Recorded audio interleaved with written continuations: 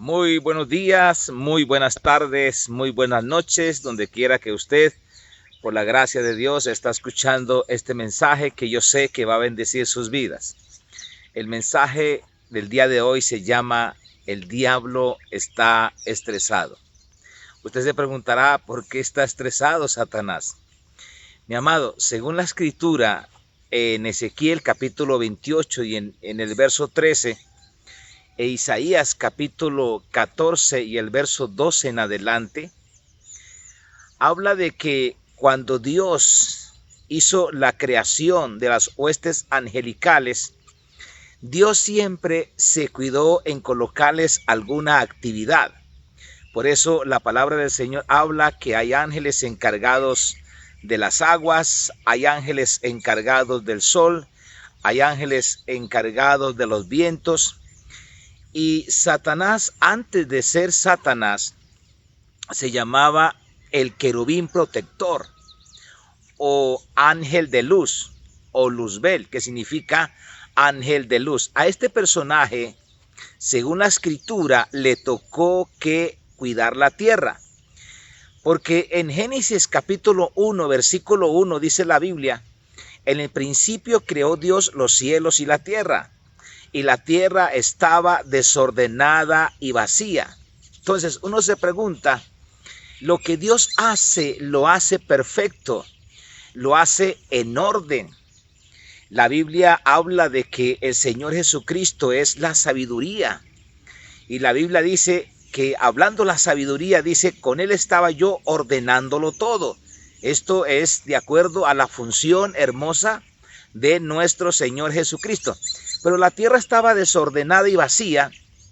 Entonces uno se pregunta, ¿quién la desordenó? Pues claro, dice la palabra que el querubín protector estaba en esta tierra aquí negociando, traficando. Dice la palabra, era el protector. Algo tenía que cuidar, algo tenía que proteger. Como la función que Dios le dio al hombre antes de caer en el pecado. Cuidar, proteger y labrar el huerto. Dice la palabra que Satanás un día se cansó de llevar las alabanzas y la adoración al Padre Celestial. Entonces dijo, subiré a lo alto, junto a las estrellas de Dios levantaré mi trono. Subiré a lo alto significa que el personaje estaba en esta tierra.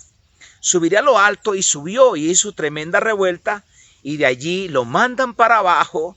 Dice la palabra que el Señor lo arrojó por tierra y lo puso en los lados del abismo. Por eso en Génesis capítulo 1, versículo 1 dice, en el principio creó Dios los cielos y la tierra estaba desordenada y vacía, y el Espíritu de Dios se movía sobre la faz de las aguas, y las tinieblas estaban sobre la faz del abismo. Por eso los demonios le rogaban al Señor Jesús que si los echaba afuera, no los mandare al abismo. El abismo es un lugar de encierro, es una cárcel para Satanás y sus demonios. Entonces nos da a entender, mis amados, que el tipo estaba aquí en la tierra. Por eso, cuando el Señor crea al hombre, que es la corona de su creación, y lo pone sobre todas las cosas que Él había creado, porque Él organizó las cosas. En otras palabras, recreó la naturaleza o la creación y la puso tan linda y tan hermosa que en el día sexto el Señor creó al hombre y lo puso sobre toda la creación. Y el diablo en alguna manera estaba escuchando cuando Dios le dijo al hombre, y dice que Dios los bendijo al hombre, le dijo, creceos y multiplicaos, henchid y llenad la tierra y sojuzgarla, señoré en los peces del mar, en las aves de los cielos, en las bestias que se mueven sobre la tierra y sobre toda la tierra. En otras palabras, lo que perdió el querubín protector, ahora se lo estaba dando Dios a la corona de su creación, que somos los seres humanos. De ahí en adelante, todo espíritu sin un cuerpo aquí en la tierra es ilegal. En otras palabras, todo espíritu que no posee un cuerpo aquí en la tierra no tiene jurisdicción. Debido a la palabra que el Señor habló, que Dios le dio autoridad al hombre, le dio señorío, le dio mayordomía sobre esta tierra. De ahí que Satanás tuvo que negociar con el cuerpo de la serpiente. No que la serpiente en ese momento era el mismo diablo, sino que el diablo tuvo que negociar con la serpiente para que le prestara su cuerpo. Por eso dice la palabra, dice que la serpiente habló a la mujer y con un montón de mentiras hizo que el hombre voluntariamente le entregara todo el dominio de la tierra a Satanás. Por eso dice la Biblia, cuando el diablo tentó al Señor Jesús allá en el monte, le mostró todos los reinos del mundo y las glorias de ellos. ¿Y sabe qué le dijo?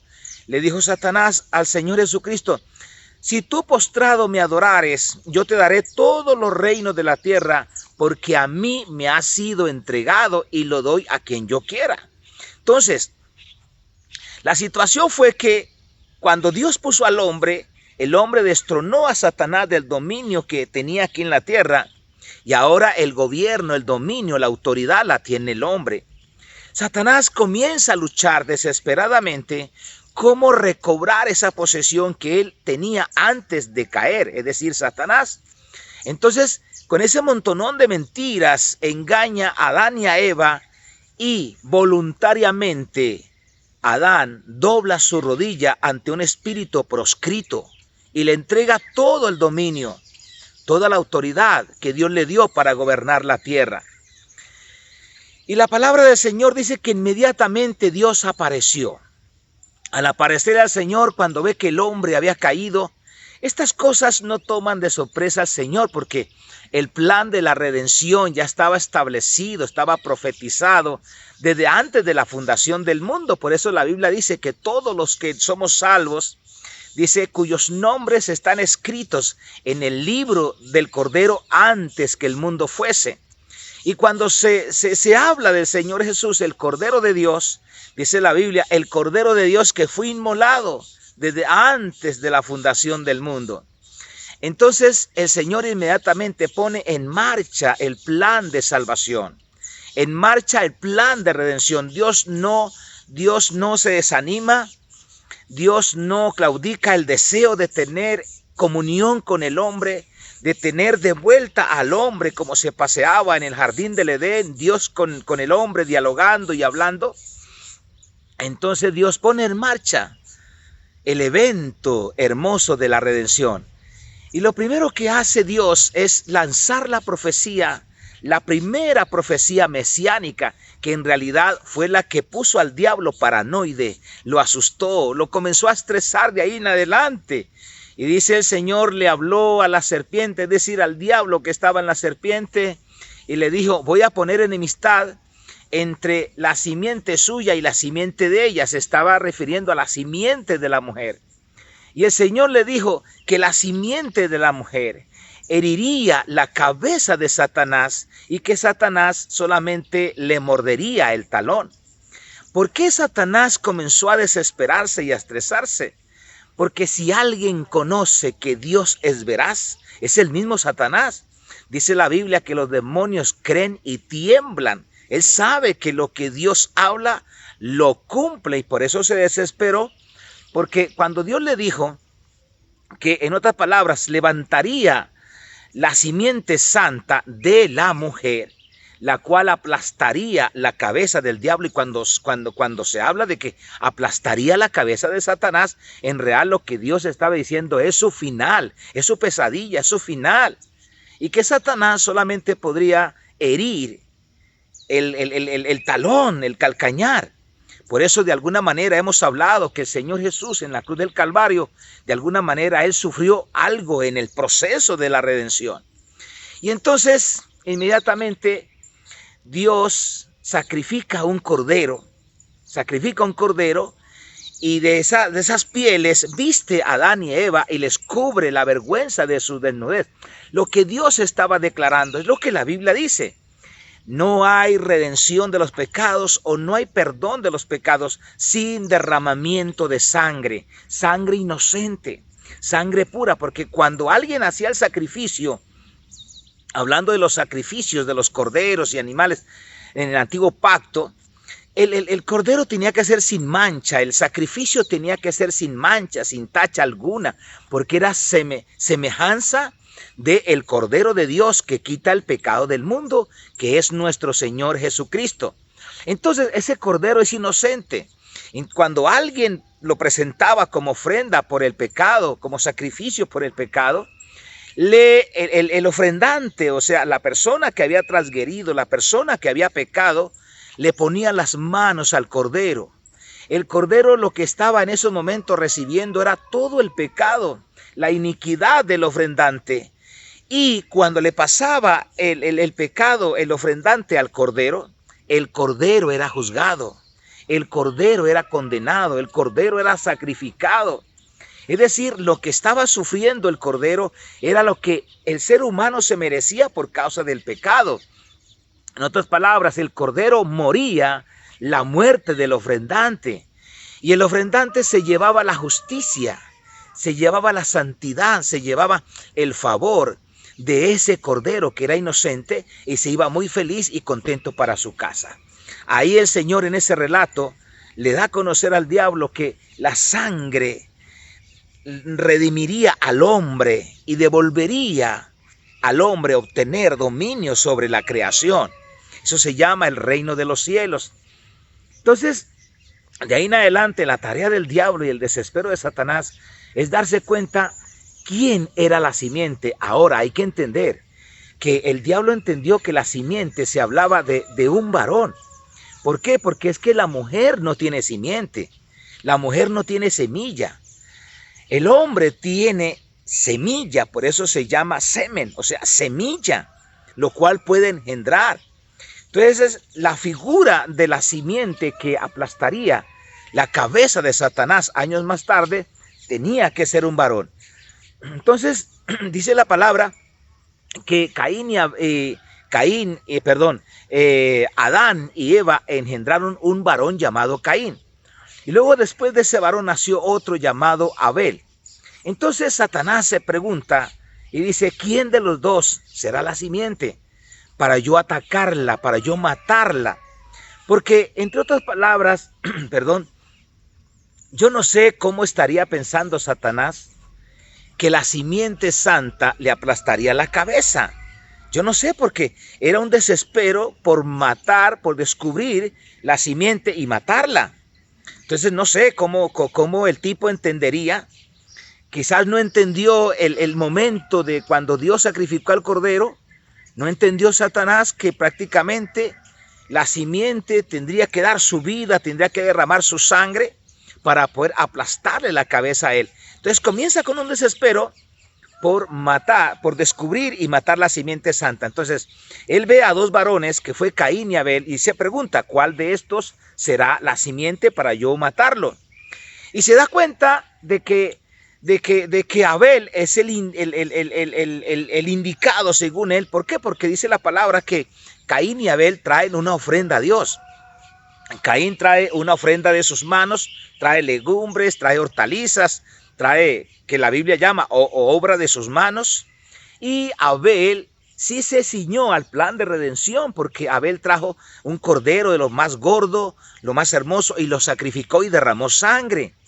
Y dice la palabra que Dios miró con agrado a la ofrenda de Abel, pero no miró con agrado la ofrenda de Caín, por lo cual Caín se ensañó. Esto venía de Satanás. O sea, Satanás vio que el que tenía el favor y la gracia de Dios era Abel. Entonces dijo, este puede ser la semilla. Y comenzó a idear un plan, y lo logró, porque en el plan logró que Caín matara a Abel. Pero en realidad Abel no era la semilla. Entonces sigue Satanás diciendo, ¿dónde estará la semilla? ¿Y cómo hago para impedir que la simiente venga? El tipo lo que hace es acelerar la iniquidad, acelerar el pecado. Y lo que él no contaba, lo que Satanás no contaba, era que en algún momento Dios se iba a detener e iba a decir, voy a raer todo hombre, todo ser viviente de la tierra. Satanás no contaba con el diluvio. ¿Qué fue lo que trajo el diluvio? Primero, que la maldad del hombre era mucha en la tierra. Segundo, Satanás hizo algo que quizás muchas personas no habíamos entendido hasta el día de hoy.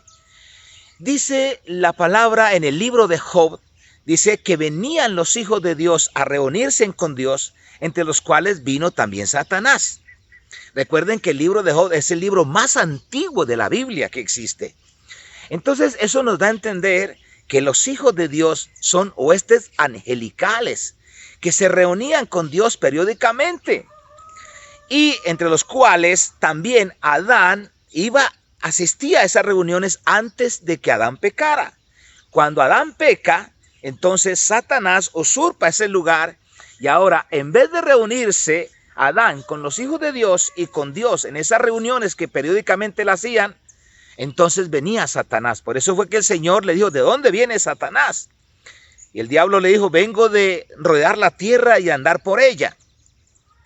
Entonces dice la palabra que en el libro de Génesis dice que cuando los hombres comenzaron a multiplicarse en la tierra, dice que viendo los hijos de Dios que las hijas de los hombres eran hermosas, entonces bajaron y tomaron mujeres entre todas, conviviendo con ellas, los cuales les engendraron hijos. Estos hijos fueron varones de renombre, fueron gigantes. Es decir, prácticamente lo que Satanás dijo: a pesar de yo multiplicar la maldad, voy a contaminar la generación humana. Voy a hacer que de ahí en adelante la tierra se siga poblando o se llegue a poblar de una multitud de personas, mitad hombre, o sea, mitad humano y mitad ángel caído. Recuerde que el Señor Jesucristo dijo que los ángeles, él no dijo que los ángeles no tuvieran sexo. Él dijo que los ángeles ni se casan ni se dan en casamiento, y la palabra ángel siempre se relata a masculino. Entonces Satanás se alegró, se regocijaba, y él decía: por un lado multipliqué la maldad y por otro lado contaminé, porque Satanás sabía la autoridad que tiene el ser humano, pero tenía que ser 100% humano. Por eso dice la palabra que el espíritu que llegue a confesar que Jesucristo no vino en sangre y en carne no es de Dios.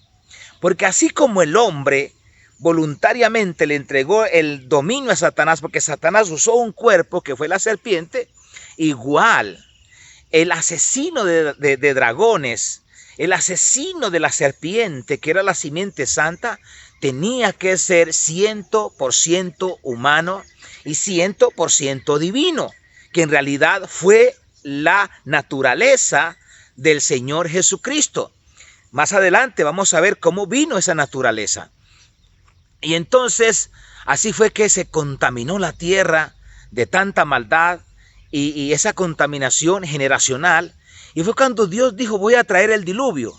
Pero mire, Satanás no contaba que un hombre llamado Noé, dice la Biblia, que halló gracia ante los ojos de Dios, porque Noé, dice la palabra, era justo y era perfecto en todas sus generaciones.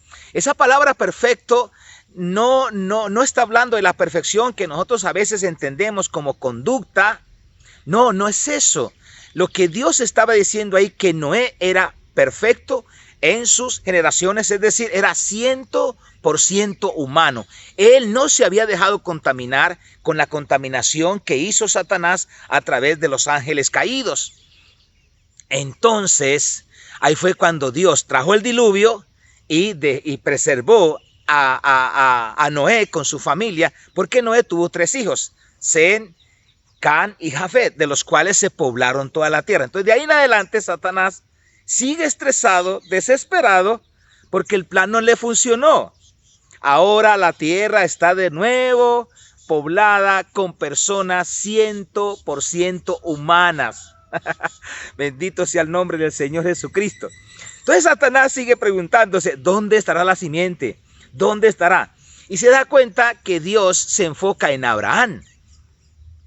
De ahí que el enemigo comenzó a atacar a Abraham. Primero lo que hizo fue cerrar la matriz de Sara para que Sara fuera estéril. Satanás dijo: si logro que Sara sea estéril, pues nunca van a nacer la simiente que me va a aplastar la cabeza.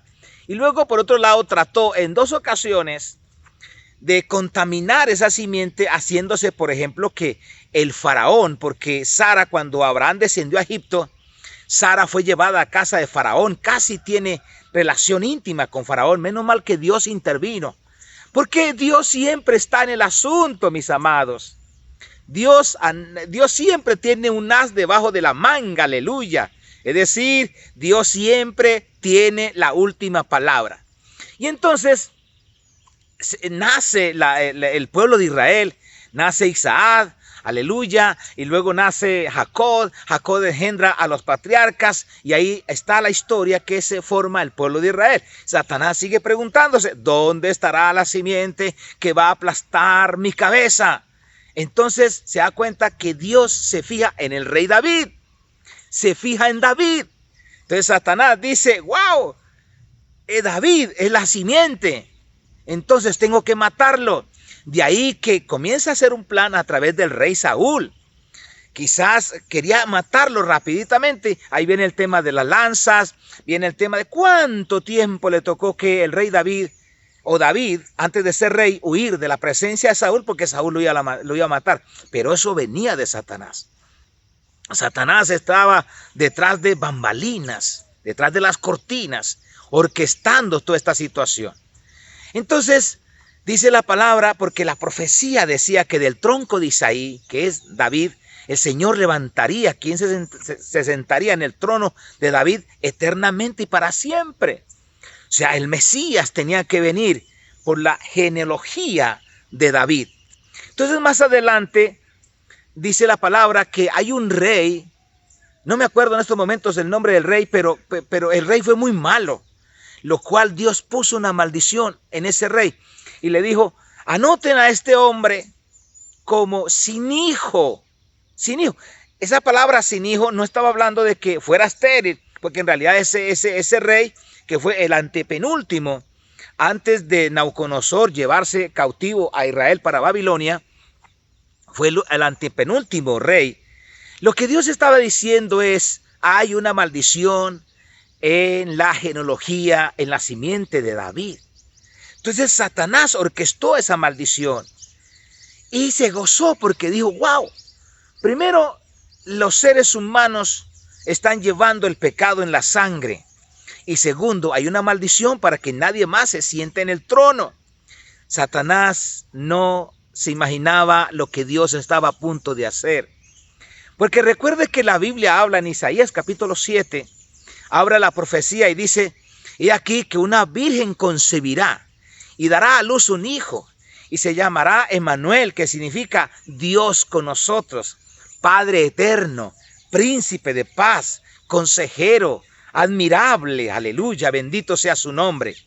Y entonces Dios escogió a María. María, todos conocemos la historia. María era de la genealogía o de la familia del rey David. Lo mismo era José. José venía de la familia de Salomón, que Salomón es de la familia del rey David. Es decir, había doble oportunidad para obtener de nuevo el trono. Pero había algo, era que había una maldición ahí en la genética del rey David a través de este rey. No sé si se llamó Usías o algo así. Entonces lo que Dios hizo fue que escogió a María. Y cuando el ángel le habla a María, él dice, bienaventurada eres María, el Señor es contigo, bendita tú eres entre todas las mujeres, porque el Señor te escogió para ser la madre del Salvador. Y aquí que concebirás en tu vientre y darás a luz un hijo y llamarás su nombre Jesús, que salvará a su pueblo de los pecados. Entonces María dijo, ¿cómo será esto? Pues no conozco varón. Entonces el ángel le dijo, el Espíritu Santo vendrá sobre ti y el poder del Altísimo te cubrirá con su sombra, por lo cual el santo ser que nacerá, el santo ser que nacerá será llamado Hijo de Dios, y Dios lo establecerá y le dará el trono de David su padre, eternamente y para siempre. Hasta ahí se pensaba, mis amados, que cuando el feto está en el vientre de la mamá le transfería sangre por el cordón umbilical. O sea, recuerden que el feto está conectado a la mamá a través del cordón umbilical. Claro, claro que hoy el día hay personas de 30 o 40 años que todavía están conectados al cordón umbilical de la mamá o de los padres. Pero eso es otro tema. La cosa es que se pensaba que la mamá le pasaba la sangre al feto a través del cordón umbilical, pero fue descubierto que no. Lo que hace la mamá a través del cordón umbilical es darle los nutrientes, la alimentación al feto, al bebé, y luego sacar por ahí la parte que tenía que ser excretada. Pero la sangre solamente viene por la semilla del varón. En este caso, como no había semilla del varón, la semilla era directamente del Padre Celestial, del poder del Altísimo, por lo cual el Señor Jesús, la sangre de Él, no tenía nada de sangre de naturaleza humana, porque en realidad María también había pecado, porque María también tenía la sangre generacional de Adán para acá, y el pecado iba en la sangre. Entonces no podía darle esa sangre al bebé que era el Señor Jesús, sino que la sangre era una sangre santa, una sangre pura, una sangre sin pecado. De ahí que viene que el nacimiento del Señor Jesús fue de acuerdo a la primera profecía mesiánica, que Dios le dijo a la serpiente, de la simiente de la mujer, no de la simiente del varón.